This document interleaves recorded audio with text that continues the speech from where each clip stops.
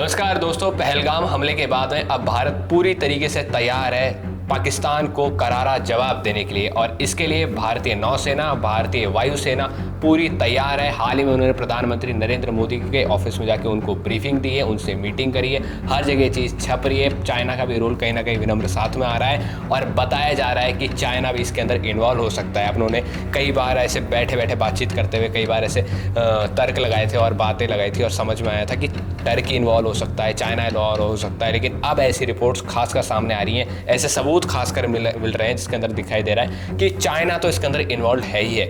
बताइए दर्शकों को कैसे। मैं तो पहले से ही कह रहा था, मतलब ऐसा कुछ नहीं कि मैं ये क्लेम आउट करना चाहता हूँ कि देखिए मैंने तो क्या ये एकदम ब्रेकिंग न्यूज़ दे दी है दोस्तों, विनम्र जी ने कह दिया था कि चाइना इन्वॉल्व है, चाइना इन्वॉल्व। ऐसा कुछ नहीं है, ऐसा कतई नहीं है। मैं ये चीज़ नहीं कह रहा। पॉइंट ये है कि चाइना इन्वॉल्व था, उसका नैरेटिव, उसका एक हिडन एजेंडा था, वो एक प्रॉपर्ली इस चीज़ को प्लान आउट कर सकता था। उसके लिए अच्छा है कि इंडिया डिस्टेबलाइज होता है, और किसी के लिए अच्छा नहीं है। दुनिया में ऐसा कोई देश नहीं है जो ये चाहेगा कि इंडिया डिस्टेबलाइज हो। पाकिस्तान को तो पैसे मिलते हैं इंडिया को अटैक करने के, वो तो उनकी इकोनॉमी क्या है, उनकी जीडीपी है ही है कि आपने कितना अटैक इंडिया को किया। वो तो हम थोड़ा सा लीनियंट हो जाते हैं कि हमारा मोड थोड़ा डिफेंसिव रहता है। अगर मैं आपको कह रहा हूँ ना, जब पहला अटैक हुआ 2016 के अंदर, फिर हमने सर्जिकल स्ट्राइक करी। उरी से पहले ही सर्जिकल स्ट्राइक कर देनी चाहिए थी, कभी उरी होता ही नहीं। अच्छा, जो पुलवामा में हुआ उसके बाद हमने एयर स्ट्राइक करी। एयर स्ट्राइक अगर हम पहले कर देते तो पुलवामा में जो हुआ वो कभी होता ही नहीं। हम एक डिफेंसिव मोड में रहते हैं, हमें अगर अटैक मोड में रहे, अटैकिंग मोड में रहे, तो ये सब चीज़ें प्लान आउट होगी नहीं। हमारा आज जैसे बहुत टाइम हो गया हमारे किसी पायलट को एयरफोर्स की कि भाई प्लेन उड़ाया, बहुत टाइम हो गया, ठीक है जाओ पीओके में जाओ, इनको ठोकर आ जाओ, क्या दिक्कत है? कुछ कर सकते हैं? हमारा कुछ नहीं कर सकते।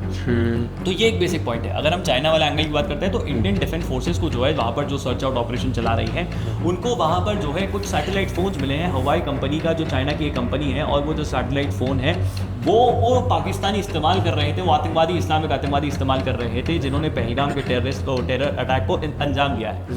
ये सारी चीज़ें जो है निकल कर सामने आ रही है। इसी के साथ साथ जापान के मिनिस्टर भी यहाँ पर आए, जापान के मिनिस्टर यहाँ पर, डिफेंस मिनिस्टर यहाँ पर आते हैं, 6th जनरेशन फाइटर जेट के ऊपर बात होती है, जो चाइना के जो साउथ चाइना सी के अंदर एक्सपेंशन उस पर बात होती है। अब चाइना के जैसे फ़ोन यहाँ पर मिले, वो डिफेंस मिनिस्टर यहाँ पर आ गए। अब चाइना की इंटेलिजेंस पहलगाम के अंदर काम थोड़ी करेगी, वो उस पर काम करेगी कि क्या सारी चीज़ें जापान के मिनिस्टर क्या डिस्कस आउट करके गए। तो चाइना डाइवर्ट आउट हो जाएगा मोटिव से, पहलगाम के ऊपर इंडिया को एक अपर एज मिल जाएगा और हम अटैक करने की पोजीशन में आ जाएंगे। कल ही खबर भी क्या आती है, जैसे कार्तिक ने वीडियो की स्टार्टिंग में बताया कि एयरफोर्स के चीफ और नेवी के चीफ वो ब्रीफ करके आ चुके हैं कि we are ready for the attack. तो ये सारी चीज़ें इंटरलिंकली कनेक्टेड है। अगर आप इसको देखोगे तो ये कनेक्टेड है सारी चीज़ें आपस के अंदर। और बड़ा गेम प्लान, जियोपॉलिटिकल प्लान यही है कि कार्तिक की कहीं ना कहीं अटैक होगा। आप देखो ना इमरान खान के साथ क्या हुआ। इमरान खान के साथ तो जेल में पता नहीं क्या क्या हो गया ऐसा, मतलब हाँ, वो पाकिस्तान की वही है ना कि आप अपने पूर्व प्रधानमंत्री के साथ रेप कर रहे हैं, सेक्सुअली इसको असॉल्ट कर रहे हैं। आप सोचिए, पूर्व प्रधानमंत्री है वो आदमी, प्रधानमंत्री के साथ जेल में, और सबसे लोकप्रिय प्रधानमंत्री अब तक का, तभी हो गया होगा। हाँ, तभी उसके साथ बेचारे के साथ ये सब चीज़ें हो गई। क्या चल रहा है पाकिस्तान के अंदर? ये पाकिस्तान एक फेल स्टेट है।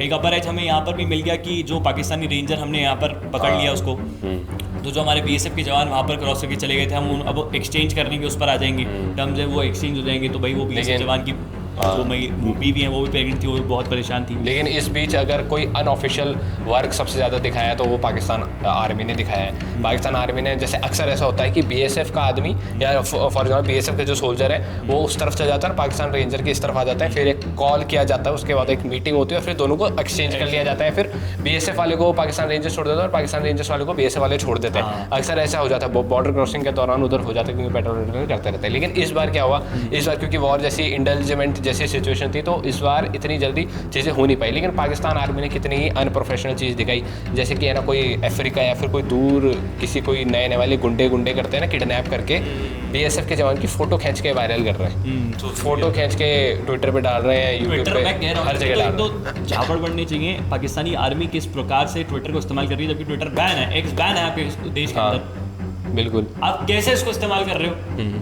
वो इलॉन मस्क एक्स को डालते हैं, एक्स नीचे दिखा देता है ये बैन है। इतना ही नहीं, वो क्या कहते हैं, शहबाज शरीफ ने एक बार ट्वीट डाला था तो उसके नीचे उन्होंने दिखा दिया था कि है ना ये ट्वीट किया गया है वीपीएन को यूज करके। हाँ, अरे मैं कह रहा हूँ ना, पाकिस्तान एक चोर देश है, बिल्कुल, इनकी पूरी इकोनॉमी इसी चीज़ पर एस्टैब्लिश्ड है और ये धीरे धीरे भांडा फूट रहा है।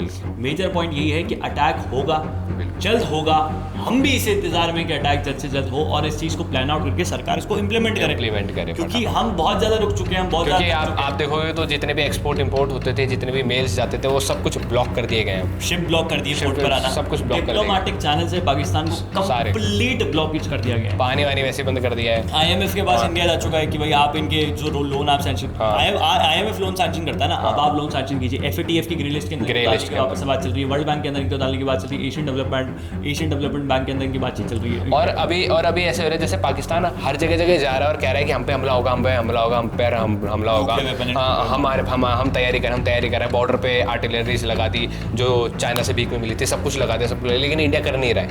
इंडिया पूरा गर्म होने देगा और जैसे उनको वो जय जयकार करेंगे, सर हम पर हमला हो रहा है, कुछ कीजिए, सर हम पर हमला हो रहा है, कुछ बोल दीजिए, ऐसे करेंगे और फिर जाके सो जाएंगे, सुबह उठेंगे कोई हमला नहीं होगा। पूरी दुनिया सोचेगी यार ये कल तो आया था, इस पे तो आज हमला ही नहीं हुआ, ये फिर से आ गया, इस पे आज भी हमला नहीं हुआ। फिर एक दिन सारे उब जाएंगे और अचानक से इंडिया हमला कर देंगे। हाँ यही होगा, अचानक से इंडिया हमला कर देंगे। देखिए मेरे को मोस्ट प्रॉब्ली यही लग रहा है कि 10-15 दिन के अंदर खेल होगा। बिल्कुल, और खेल 10-15 दिन का ही है, और 10-15 दिन के अंदर ऐसा खेल होगा कि हम सेलिब्रेट कर रहे होंगे। और मुझे इस बार नहीं, देखिए बेसिक पॉइंट ये है कि अब मुझे नहीं लगता कि ऐसा कुछ होगा कि टेरर आउटपोस्ट पे जाकर अटैक हो गया, आ गए, नहीं। अगर यही करना होता तो ये इंडस वाटर ट्रीटी को सस्पेंड नहीं किया जाता, पाकिस्तानी को वापस नहीं भेजा जाता, वीज़ा कैंसिल नहीं किए जाते, 30 डिप्लोमेट्स नहीं रखे जाते, ये सारे शिप को रोक देना, सारे जितने भी ट्रेड रूट्स हैं इनको बॉयकॉट कर देना, इनको बंद कर देना, IMF FATF इन सब जगह यहाँ पर गुहार लगाना, सारे डिप्लोमेट्स को बुलाना, इनको ब्रीफ करना, ये सारी चीज़ें करना ना जो डिप्लोमेटिक चैनल चल रही है, कोई ना कोई बहुत बड़ा गेम आउट है। और जो होमवर्क आर्मी की चीज़ को मिल रहा है प्रधानमंत्री द्वारा, वो सारे होमवर्क भी वो लोग करके ला रहे हैं। और अभी ये रिपोर्ट भी आई थी कि पाकिस्तान के पास आर्टिलरीज के पास इतने गोले ही नहीं है कि वो 4 दिन तक इंडिया से वॉर लड़ सके। 4 दिन तक वॉर उनके पास, क्योंकि इकोनॉमी टूटी हुई है, तो जाहिर सी बात है, ये एकदम प्रैक्टिकल बात है। आज का स्टेटमेंट था, हाँ प्रैक्टिकल बात, पेट्रोल ही नहीं है टाइम में भरना, वो ले जाने के लिए, हाँ ले जाने के लिए इतना सा पेट्रोल नहीं है कि इतना सा डीजल नहीं है इनके पास, ये क्या करेंगे, क्या कुछ तो नहीं है। ये चीज़ प्रैक्टिकल है कि इकोनॉमिक लेवल पर ये चीज़ थोड़ा सा नहीं है, लेकिन फिर भी अगर फॉर एग्जाम्पल मेरा तो एक सवाल है नंबर जो अभी बीच में आया कि फॉर एग्जाम्पल वॉर स्टार्ट हो जाती है, इंडिया एक अटैक करता है, फिर ये रिटेलिएशन करते हैं, फिर एक वॉर इंडल्ज हो जाती है दोनों देशों के बीच में, तब पाकिस्तान को कुछ देश फॉर एग्जाम्पल फंड करना शुरू कर देते हैं, हथियार पहुँचाना शुरू कर देते हैं। क्या ये चीज़ पॉसिबल है? हाँ ऑब्वियसली, जैसे कि टर्की हो गया, अजरबैजान हो गया, चाइना हो गया, जैसे चाइना की SS-15 जो होविट्जर है, भरोसा ईरान भी नहीं भेजेगा, हाँ किसको पता है? जब और क्या पता ब्लैक मार्केट के अंदर जो US के वेपन्स हैं वो पाकिस्तानी मिलिट्री नहीं खरीदेगी, हाँ, ब्लैक मार्केट से, किसको क्या पता है? ऑब्वियसली इंडिया का डिप्लोमेटिक, अब फिर रोल आउट ये होता है कि आपकी इंटेलिजेंस किस तरीके से काम कर रही है उसके अंदर, और जितनी अच्छी आपकी इंटेलिजेंस काम करेगी उतनी अच्छी तरीके से आप लोग परफॉर्म आउट कर पाओगे। वॉर के अंदर देखो, एक वॉर है, आप ऐसे भी एस्केलेट कर रहे हो, ऐसे भी एस्केलेट कर रहे हो, ऐसे मतलब कि आप विस्तार करते जा रहे हो, लैंड आप ग्राब कर रहे हो, ऐसे कि आपका वो बढ़ रहा है, हथियार बढ़ रहे हैं। अब इनको क्या है, मैं कह रहा हूँ ना, एक तेजस उड़ा, एक राफेल उड़ा, 2 ब्रह्मोस फेंके, एक पिनाका तो लैंड से आ गई, 2 ब्रह्मोस फेंके, खत्म, कुछ ही नहीं है। 2 ब्रह्मोस के अंदर पाकिस्तान, और सीधे अटैक होना चाहिए इनके इस्लामाबाद में बैठे किसी मिलिट्री कंटेनमेंट पे, सीधे वहीं पर 200 किलोमीटर की रेंज है ना, इनके पास तो इतनी बड़ी मिसाइल ही नहीं है। ये लोग भेज भी पाए, जो इनकी शाहीन, गौरी, अफरीदी जो भी इनका है, अफरीदी तो पिट गया था, अभी बीट ने पीट दिया था उसको। अरे वो एक ही बात है। तो ये जो इनके जो फर्जीवाड़ा है ना, कहीं ये ऐसे मतलब निकाले यहाँ ये खत्म हो जाए, इनका ये वाला सिस्टम है। चाइना ने मना कर दिया हमारे वेपन्स को इस्तेमाल मत करो, चाइना के खुद के वेपन्स आज तक कभी इस्तेमाल नहीं हुए वॉर के अंदर, पता नहीं है वो वेपन्स कितने कैसे हैं। चाइना न जाने क्या क्या 1000 चीज़ें क्लेम आउट कर, लोकल भेजे चाइना ने 100%, कुछ भी चीज़, कुछ नहीं पता। आप एक नैरेटिव वॉरफेयर के अंदर इंडल्ज होते जा रहे हैं, क्योंकि ये 4th जनरेशन वॉरफेयर है जिसके अंदर मेजर चंक जो है नैरेटिव वॉरफेयर ही है। आप कितना ही न्यूक्लियर पावर खेल लीजिए, बेसिक पॉइंट ये है कि India has the capability to shoot you down at any given point of time.